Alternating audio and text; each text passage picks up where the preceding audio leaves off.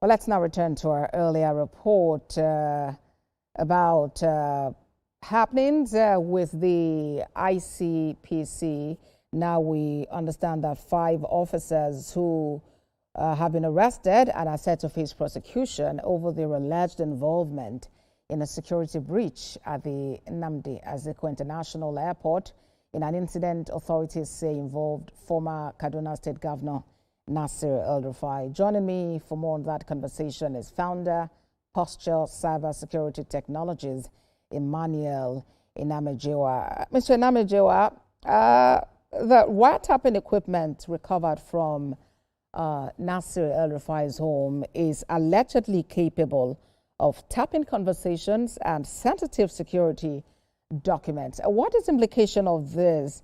Having a private citizen with access to this sophisticated device. All right. Thank you so much for having me. This issue, all right, on ground actually goes beyond personalities and politics. What we're actually discussing is an issue of, national security, cybersecurity governance, and the legality, of intercepting, conversation or communication, on device, right? Just like what you've said, according to media reports, authorities are currently investigating, this incident that has actually happened, over the last couple of weeks, and pending when, pending when the investigation is actually over. With this shows that it calls for there's a lot of cybersecurity concern with what is actually happening. But to better drive home my point, we need to first understand what wiretapping is actually all about, right? Because it's very important for us to know so that we can actually understand the gravity of what the former governor of Kaduna State is being accused of, right? So basically, wiretapping is the monitoring and the interception of communication, unauthorized interception of communication on devices, and historically, wiretapping actually involves using connecting physical devices to to telephone line, but with the advent of digital technology today, wiretapping has actually become more can be done digitally, and one of the ways that this wiretapping can actually happen is through the installation of spyware on mobile devices like Android or iOS devices, and of course deployment of fake cell towers, also known as IMSI catchers, basically, or a compromised insider access, basically.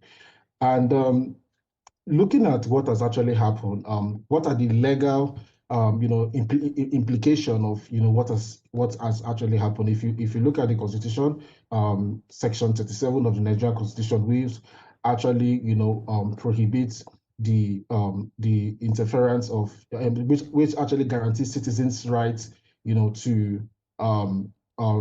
guarantee citizens' rights to privacy. And if you also look at the Cybercrime Prohibition and Prevention Act, which also prohibits the interference or the intercepting of of communication using electronic communication, all of this has actually is actually leading to other questions that cybersecurity professionals is also asking, that it's not about who is actually involved. All now right. It's about So it's not about who is involved, but then what can be done to ensure that these sensitive information, sensitive documents, sensitive contact are well secured, and that there is no interference of any sort, anytime at all?